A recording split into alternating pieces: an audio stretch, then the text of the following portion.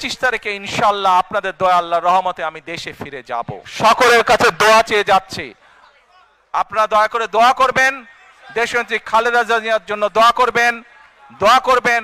আপনাদের সামনে যে পরিকল্পনা তুলে ধরেছি, আল্লাহ যাতে আমাকে তৌফিক দেন দেশ এবং দেশের মানুষের জন্য সেই কাজগুলো যাতে সম্পূর্ণ করতে পারি। আপনাদের সকলকে আমি একটি বিনীত অনুরোধ করতে চাই, করব সত্যি?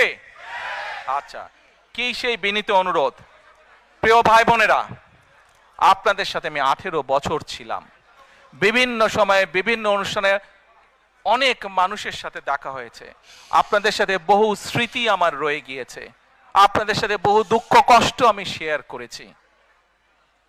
আপনারা বিভিন্ন সময় আমার বক্তব্যের শুরুতেই বলেছি, যুক্তরাজ্য সহ বিভিন্ন দেশের প্রবাসী, বিশেষ করে যারা জাতীয়তাবাদী বাংলাদেশি জাতীয়তাবাদের রাজনীতিতে বিশ্বাস করেন, আপনারা বহু মানুষ বিভিন্ন সময় আমার পরিবারের দলের বিপদের সময় আমাকে মানসিকভাবে সাহস দিয়েছেন, সহযোগিতা করেছেন, সমর্থন জুগিয়েছেন।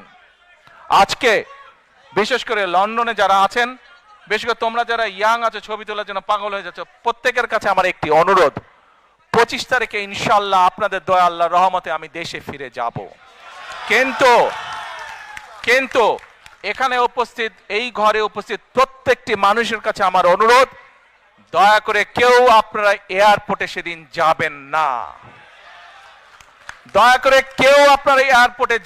আপনারা, কারণ এয়ারপোর্টে গেলে একটি হট্টগোল তৈরি হবে এবং মানুষ জানবে যে এরা সব বাংলাদেশি, এবং দেশের সুনাম নষ্ট হবে, দলের সুনাম নষ্ট হবে। যারা